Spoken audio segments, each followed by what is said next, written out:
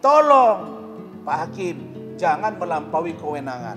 Karena itulah kita akan mengambil sikap melaporkan ke Komisi Yudisial dan Badan Pengawas Mahkamah Agung. Saya nggak ngerti mau cari panggung atau apa, ya kan? Karena kalau saya melihat ini hanya sekedar cari, karena sebagian besar orang setuju. Kami ini dianggap antek-anteknya polisi.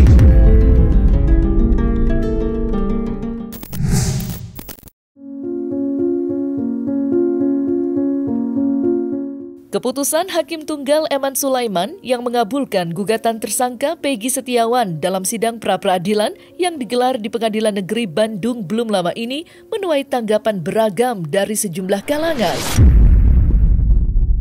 Tidak sedikit yang berseberangan dan menganggap Hakim Eman Sulaiman telah melampaui batas wewenangnya dalam memutus sidang pra-peradilan Peggy Setiawan. Dugaan adanya pelanggaran hukum yang dilakukan Hakim Eman Sulaiman dalam memutus sidang pra-peradilan Peggy Setiawan mendapat tanggapan serius oleh pengacara Rasman Arif Nasution dan Elsa Syarif. Lantas, seperti apa tanggapan tim kuasa hukum Peggy Setiawan menyikapi polemik tersebut? Menyatakan tidak sah, poin 5 ya.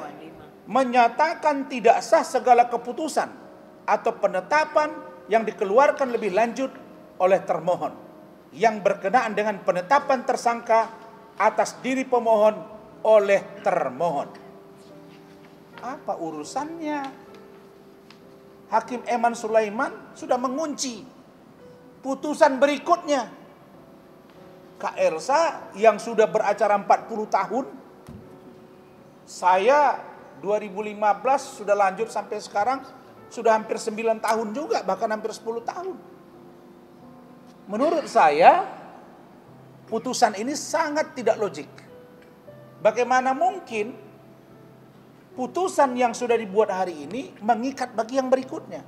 Saya menghimbau, saya berharap agar satu, Polda Jawa Barat, apakah itu melalui tim kuasa hukumnya, karena saya dengar akan ada tim hukum, yang nanti juga akan diramu, akan dijelaskan oleh Bu Elsa, bahwa kita harus menguji poin atau PowerPoint yang diajukan atau yang disampaikan dalam pertimbangan oleh Hakim Tunggal. Hak si Rasman untuk melaporkan Hakim Eman, tapi perlu diingat bahwa dalam perkara yang diputus oleh Hakim Eman Sulaiman ini, kalau kita melihat dari putusannya, kemudian kita melihat dari amarnya, memang kalau saya lihat beberapa keterangan para praktisi ini selalu menanggapi bahwa ini putusan yang ultra petita, artinya seolah-olah tidak dimintakan oleh pihak pemohon yang kemudian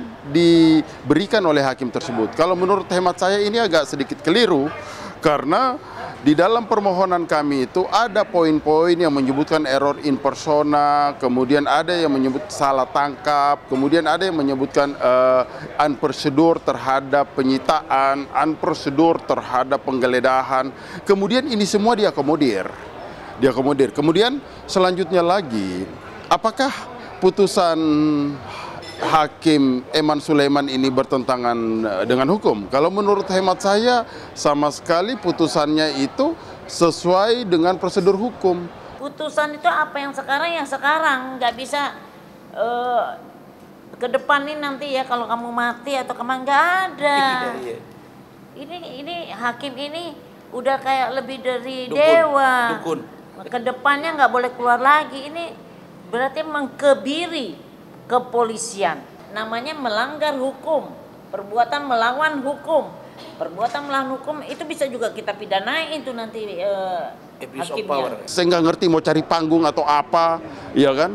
Karena kalau saya melihat ini hanya sekedar cari, karena sebagian besar orang setuju. Tolong Pak Hakim, jangan melampaui kewenangan. Karena itulah kita akan mengambil sikap melaporkan ke Komisi Yudisial dan Badan Pengawas Mahkamah Agung. Berikutnya saya juga ingin meminta agar masyarakat menguji poin ini juga ke Mahkamah Konstitusi. Jadi apakah Peggy Setiawan ini bisa ditersangkakan lagi atau bisa jadi tersangka lagi setelah adanya putusan pra-peradilan ini. Kalau mengacu kepada poin 5 amar putusan pra-peradilan ini, jelas tidak bisa karena sudah terkunci. Jadi ya, tidak sah segala keputusan atau penetapan yang dilakukan oleh penyidik berkaitan dengan berkenaan dengan penetapan tersangka, itu tidak sah. Silakan saja kalau nggak percaya. Penyidik melakukan penyidikan menetapkan tersangka Peggy Setiawan, kemudian kami ajukan pra-peradilan menggunakan poin 5 amar putusan ini, pasti dikabulkan lagi. Karena segala bentuk untuk menetapkan tersangka ya, Peggy Setiawan ini dinyatakan tidak sah. Itu. Jadi yang tidak sah untuk penetapan tersangka ini adalah untuk Peggy Setiawan. Nah, bagaimana kalau penyidikan kasus ini dibuka lagi atau dilanjutkan lagi ya untuk menetapkan tersangka yang lain ya atau Peggy Setiawan yang lain? Bagus, kami dukung itu. Ya. Nah, jadi ini boleh dilakukan atau dibuka lagi ya untuk penyidikan untuk menuntaskan kasus Pina Eki ini. Tetapi bukan untuk mentersangkakan Peggy Setiawan klien kami. Karena untuk mentersangkakan Peggy Setiawan klien kami itu sudah terkunci dalam amar putusan nomor 5. Rasman Arif dan Elsa Syarif yang gigih membela Polda Jawa Barat terkait penangkapan Peggy Setiawan dan menetapkannya sebagai tersangka sebelum akhirnya kalah dalam sidang pra-peradilan, siapa sangka menuai tanggapan miring dari banyak orang. Ya, Rasman dan Elsa Syarif dituding menjadi antek aparat kepolisian, menjadi trompet Polda Jawa Barat dalam kasus tewasnya Vina yang tampil di media sebagai pembela. Lantas, seperti apa tanggapan Rasman dengan tudingan tersebut? Dan benarkah Rasman sampai mendapat teror dari orang tak dikenal? Terkait dengan kasus almarhumah Vina dan Eki, sekaligus saya yang disampaikan oleh banyak orang, dituduh oleh para netizen, termasuk Kak Elsa atau Bu Elsa ini, bahwa kami ini dianggap antek-anteknya polisi, kira-kira gitu Kak ya. Sehingga kita dibully, bahkan saya Kak, saya sebelum Kakak nyampe di kantor saya tadi, itu masih ada teror masuk ke saya. Masih Kak. Dan itu tidak masalah bagi saya, karena menurut saya ini demokrasi sepanjang tidak keterlaluan. Sejak diputuskan pada hari Senin kemarin, siang selesai, malamnya sekitar jam 10 dibebaskan Peggy-nya, lalu kemudian Selasa itu ada acara di kediaman beliau, di sana disambut oleh masyarakat. Dan hari ini Peggy Setiawan tuh roadshow kemana-mana. Pergi ke TV A, TV B, TV C. Nah, ini pertanyaan besar bagi saya. Ada apa? Baru kali ini saya lihat ada putusan pra-peradilan dan orang yang menang itu roadshow kemana-mana. Kalau memang ini pure untuk kepentingan pribadi seorang Peggy Setiawan, cukuplah sampai di situ Kak. Ini menghadiri beberapa TV, wawancara TV. Salahkah itu? Tidak. Tapi kita melihat bahwa dugaan saya bahwa ini ada dugaan yang memboncengi dan depolitisasi untuk mengganggu keberadaan petinggi Polri, kok kayaknya saya hampir yakin. Kalau orang bertato, sampai beberapa biji tatonya, menurut saya, itu ada yang menurut saya ya, pikiran saya ini, kok bagi saya itu kurang baik. Kurang baik. Nah, jadi kalau sekarang dimunculkan citranya itu sebagai orang yang sangat suci, sangat bersih, sangat tawadu, kok kayaknya saya kurang yakin. Kami tidak berpemikiran ke situ karena dengan dibebaskan Peggy artinya ini sudah menjadi hal yang luar biasa. Peggy sudah menerima haknya. Bahkan saya juga menyampaikan itu udah bagian dari perjalanan hidup yang mungkin Peggy Setiawan harus lalui. Udah nggak usah kita perpanjang-panjang lagi persoalan ini. Kita tutup buku, semuanya clear, semuanya tuntas. Bebasnya Peggy Setiawan usai memenangkan sidang pra-peradilan, belakangan mulai dikaitkan dengan Ibtu Rudiana. Ayah almarhum Eki itu saat ini sedang menjadi sorotan tajam sejumlah kalangan. Terlebih selama ini Ibtu Rudiana belum buka suara usai dituding menjadi aktor penting di balik penangkapan narapidana yang saat ini mendekam dalam penjara. Lantas, apa kata kuasa hukum Peggy Setiawan atas bungkamnya Ibtu Rudiana dalam kasus tewasnya Vina dan putranya Eki?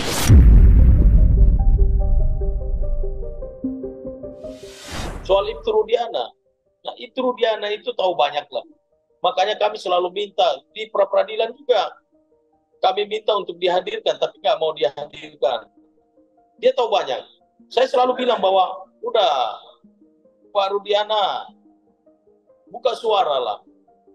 Bicaralah yang sebenarnya. Supaya perkara ini jadi terang benderang. Tadi kan adik-adik wartawan sempat tanya, katanya jangan sampai ini dicocok logikan dan sebagainya. Nah itu yang sedang terjadi kan. Karena dari awalnya itu prosesnya sudah salah, akhirnya ngembetnya sampai ke sini-sini, semuanya jadi berantakan seperti ini. Bukan cuma Aib dan Mel-Mel dan yang lain, tapi Ibtu Rudiana juga wajib diperiksa juga itu, supaya bisa terbongkar ini semuanya. Karena dia banyak tahu tentang perkara ini. Tapi bahkan di pengadilan pun tidak dihadirkan kemarin. Ada apa itu, Bang? Iya, memang itu tidak wajib. Tetapi kalau seandainya dihadirkan, itu bisa lebih terang benderang juga, lebih terang benderang lagi. Itu urusannya Propam Mabes Polri itu. Pelanggaran etik, ini kan bagian dari pelanggaran etik. Pelanggaran etik itu bagiannya Propam Mabes Polri.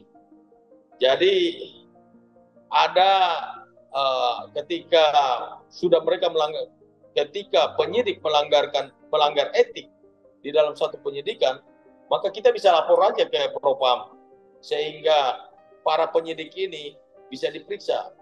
Bahkan bukan penyidik yang sekarang aja, penyidik yang waktu dulu 2016 juga bisa diperiksa. Kita mau ngudak-ngudak Ibtu Rudiana karena rumornya, kan ini kan rumor. Karena rumornya Ibtu Rudiana lah yang mengendalikan perkara ini di 8 atau 10 tahun yang lalu atau 9 tahun yang lalu ketika ini kejadian. Dan itu rumor. Bagaimana kita membuktikan bahwa ini yang melakukan Ibtu Rudiana? Ya setengah mati. Nah, sudah juga Ibtu Rudiana kan dilaporkan di Propam. Hasilnya apa? Hasilnya tidak ada kode etik yang dilanggar. Kepolisian wajib untuk menindak daripada ketidakprofesionalan anak buahnya dalam hal memproses orang-orang yang diduga adanya perbuatan melawan hukum. Rumor ini kan belum bisa dijadikan pegangan kita untuk melakukan langkah-langkah hukum. Tapi dalam konteks Ibtu Rudiana, walaupun rumor juga, beliau sudah dilaporkan ke Propam beberapa waktu yang lalu. Apa yang dilaporkan yaitu tindakan-tindakan beliau yang diduga mempengaruhi jalannya penyidikan pada waktu itu. Tapi kemudian hasil dari Propam kan menyatakan sudah clear, tidak melanggar kode etik, berarti tidak ada kelakuan-kelakuan atau perilaku-perilaku yang dilanggar oleh Ibtu Rudiana. Nah, kembali lagi ke masalah rumor. Rumor ini adalah rumor. Sepanjang adalah rumor, tidak bisa dijadikan pegangan secara hukum. Jadi, ya apa yang mau kita kerjakan buat Ibtu Rudiana, apa yang mau kita persalahkan. Nah, kalau kita mau persalahkan beliau, tentunya harus ada bukti-bukti sama saksi-saksi. Nah, kita kan negara hukum, bukti sama saksi penting untuk menyatakan perilaku beliau melanggar hukum apa tidak. Nah, sampai sekarang kita nggak dapat tuh melihat ada bukti-bukti yang otentik yang membuktikan bahwasanya Ibtu Rudiana lah yang mengendalikan ini. Atau saksi-saksi, satu saksi pun nggak ada yang menyatakan Ibtu Rudiana yang mengendalikan perkara ini di 8 tahun yang lalu. Nah, bagi saya sih siapapun ya yang ingin mengusut kasus Vina Eki ini secara tuntas, maka harus ada niat ya, benar-benar mengusut. Jangan sampai terpengaruh ya oleh kekuasaan, jangan sampai terpengaruh ya oleh pangkat yang lebih tinggi di atasnya. Jadi siapapun Nah, menurut saya sebaiknya kasih kesempatan dulu ya Pak Irjen, Pak Dwi Agus ini, Pak Kapolda Jawa Barat ini untuk mengusut tuntas, misalnya dalam waktu 6 bulan terakhir misalnya. Nah, kalau kemudian sampai 6 bulan ya tidak bisa juga untuk mengusut yang sebenarnya, mungkin bukan hanya Pak Susno ya, mungkin masyarakat lain juga mungkin berteriak ya, karena ini masih ada korban dan masih ada DPO, ada korban dan masih ada DPO, maka kasus Pina Eki ini harus dituntaskan. Sampai kemudian ada petunjuk-petunjuk yang akurat bahwasanya perkara ini masih bisa diteruskan. Tapi kalau sudah mereka bekerja sedemikian keras kemudian bukti-bukti belum dapat, saksi-saksi juga belum dapat, atau saksi yang ada juga tidak meyakinkan, ya baiknya mereka kemudian ya sudah, ini perkara sudah sampai di ujungnya, sudah nggak bisa diapa-apakan lagi. Ya sudah, mohon maaf, kami sudah bekerja keras, kata polisi kan, ya sudah, kami anggap perkara ini ya sudah begini sampai di sini. Begitu. Banyak perkara yang disebut sampai di sini saja. Begitu, artinya polisi tetap bekerja keras tapi nggak akan pernah dapat siapa pelakunya.